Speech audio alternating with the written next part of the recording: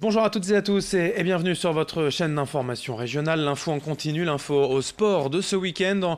En ce vendredi, nous accueillons en effet Guillaume Van der Schaag, le rédacteur en chef de Sprint Magazine pour la chronique hebdomadaire. Bonjour Guillaume. Bonjour Adrien. On va parler d'abord de basket, je crois, avec les playoffs de Pro B. On parlera aussi de cyclotourisme, l'Hilardolo bien évidemment au programme, du trail, de la course à pied, du foot quand même bien évidemment, même si la Ligue 1 et la Ligue 2 s'est terminée, on aura un peu de ballon rond.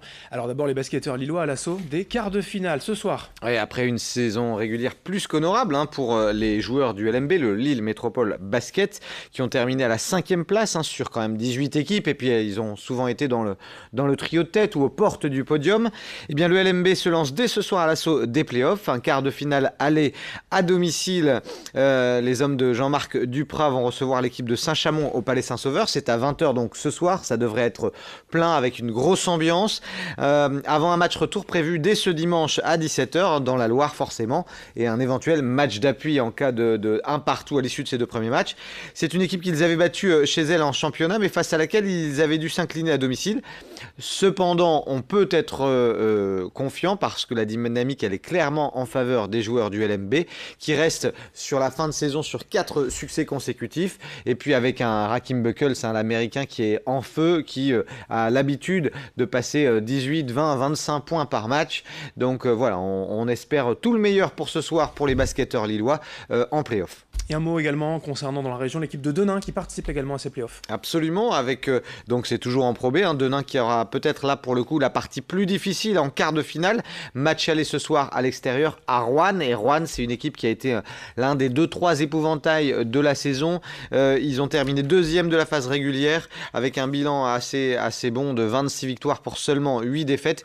Donc ce sera difficile pour Denain, mais sait-on jamais, d'autant que le match retour ce sera aussi dimanche pour Denain à domicile, et Denain à domicile c'est quand même très solide, donc on verra bien. Et pour rappel, bien évidemment, le premier de la saison régulière en Pro B, Blois est déjà assuré de monter en Pro A. C'est l'enjeu de ces playoffs de Pro B, l'accession. Pourquoi pas pour Lille ou même pour Denain, on peut rêver en Pro A. Oui, pour Denain, j'y crois moins, d'autant que le club est moins bien structuré, même s'ils ont remporté la Leaders Cup, faut le rappeler. Cette saison, ils sont moins structurés. Leur salle Voltaire, elle n'est pas forcément homologuée pour aller jouer en Pro A. Mais bon, peut-être que la municipalité et que tout le monde ferait ce qu'il faut pour que ce soit possible. En tous les cas, du côté du LMB, on sait qu'il y avait eu des travaux il y a quelques années au Palais Saint-Sauveur. On sait que Jean-Marc Duprat, qui est un coach renommé de la Pro A, s'il est venu en Pro B, c'est pour essayer d'emmener les Lillois au plus haut niveau du basket français. Ce sera dur parce que c'est solide, il y a quelques grosses équipes dans ces playoffs, mais Lille a peut-être un coup à jouer, sait-on jamais. On leur souhaite en tout cas, c'est dès ce soir, donc 20h au Palais Saint-Sauveur à Lille pour ce match du LMB. En cyclo, l'événement, c'est un peu le Paris-Roubaix des amateurs, c'est l'Hilardolo dimanche. Ouais, c'est l'une des randos cyclo les plus populaires, les plus appréciées de France. C'est ce dimanche 27 mai, et c'est pas un hasard, on sait jamais, c'est la 27e édition.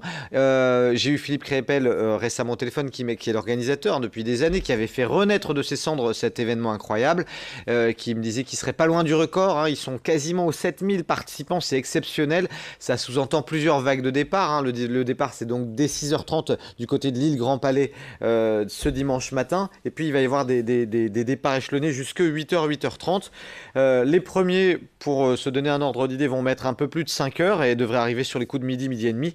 Et puis les moins aguerris, les moins à l'aise, eux vont certainement mettre 10, 11, peut-être même 12 heures, arriver que vers 18h30, 19h, mais peu importe. On le rappellera jamais assez, cette cyclo-là, c'est surtout la convivialité, la fête du vélo. Le but, c'est pas d'aller vite, c'est de rallier l'arrivée. À Ardelo, il y a quand même 156 km, avec la dernière portion, les derniers 35 km qui sont pas faciles, ça monte, ça descend. À partir de Fonkenberg, il y a du relief. Donc voilà, mais c'est tous ceux qui y ont participé ont un énorme sourire à l'arrivée. C'est une fierté d'avoir traversé le Nord et le Pas-de-Calais, d'être arrivé au départ de la capitale des Flandres jusque la station balnéaire d'Ardelo. C'est un événement qui est vraiment atypique, où il y a une ambiance exceptionnelle entre les amateurs sur la route. Ouais, et puis il n'y a pas de classement, ça c'est le plus important, c'est une randonnée, pas de classement pour l'Hilardolo. Dimanche, attention quand même, il fera chaud, il faudra bien s'hydrater. emprunter tout au long du parcours. Allez, on passe à la course à pied. Et d'abord, un mot de trail. Un trail qui a lieu ce week-end, le trail des Pyramides Noires, qui a lieu ce samedi avec plusieurs distances au programme. Plusieurs départs, hein. Il y a certaines distances qui partent de Liévin, d'autres de Hénin-Beaumont. Mais en tous les cas, ce qui est sûr, c'est que toutes les distances auront une arrivée commune. Hein. L'ensemble des parcours prenant fin du côté du site minier du 9-9 bis à Wany. C'est une course très chouette. C'est une occasion exceptionnelle de découvrir les terris de notre région. Alors c'est un peu dur, hein. Ça monte, ça descend. Il y a un 22 km, un 35, un 50 et puis un 105 km pour les plus experts. Là, c'est quand même pas donné à tout le monde. Mais en tout cas, c'est une belle épreuve qui est en plus très éco-responsable cette année, qui a mis un point d'honneur à faire attention à tout ça au niveau des gobelets, au niveau de la propreté des différents sites traversés. C'est ce week-end le trail des Pyramides Noires. Et bon courage, bien évidemment, à tous les coureurs de ce trail. Dimanche, la course à pied également, des courses hors stade au programme. Ouais, il y en a beaucoup, j'en ai sélectionné quelques-unes. Les foulées de la Sambre à Bachan, c'est en dessous de Maubeuge, qui proposeront un 6,4 km, un 10 km et une course junior.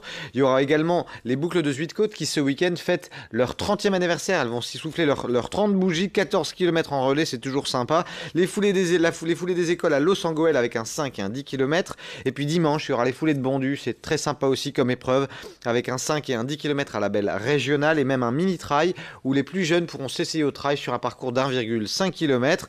Et il y aura également ce week-end le trail de la Fraise, c'est du côté de Lecel, un parcours très sympa à travers les bois avec un 6, un 15 et un 25 km. Allez, on termine avec un mot de football. Je vous le disais en introduction d'abord. La coulisse du LOSC, Galtier pourrait rester finalement ? Oui, il avait laissé planer le doute, hein, il y a de ça 8 jours en disant vraiment si le LOSC n'était pas maintenu, je ne resterai pas, je me sentirais trahi. Et puis finalement, on a l'impression que le président Lopez et puis lui se font des amabilités à distance. En tous les cas, Christophe Galtier a déclaré cette semaine au micro de Canal+, que bien... Ils veulent continuer avec moi, je veux continuer avec eux. Donc voilà, apparemment, il aura peut-être les coups des franches pour appuyer sur certains recrutements. Donc pour l'instant, il semblerait que si la DNCG valide le maintien en Ligue 1 du LOSC, eh bien Christophe Galtier reste dans la maison lilloise. Et pour terminer, un mot quand même pour évoquer les filles du LOSC. Oui, une grosse pensée pour les joueuses du LOSC féminin. Elles aussi, elles sont en première division. Elles aussi, elles ont du mal à se maintenir. C'est pas encore fait du tout. Ça va se jouer ce week-end lors de la dernière journée. Elles ont un déplacement pas facile face à Bordeaux qui sont je crois 6e du championnat, c'est ce dimanche 27 à 15h. Et puis il faudra, même si elles font un bon résultat, il faudra aussi surveiller les concurrents directs. En cas de victoire, elles seront sauvées, mais si c'est un match nul ou de défaite, alors il faudra regarder de très près les résultats des concurrentes directes pour le LOSC féminin. Merci Guillaume pour toutes ces infos sport. Bon week-end à vous. Bon week-end à tous. Merci à vous de nous avoir suivis. Dans un instant, la suite du programme, vos prévisions météo et dès le prochain quart d'heure, un prochain point sur l'actualité.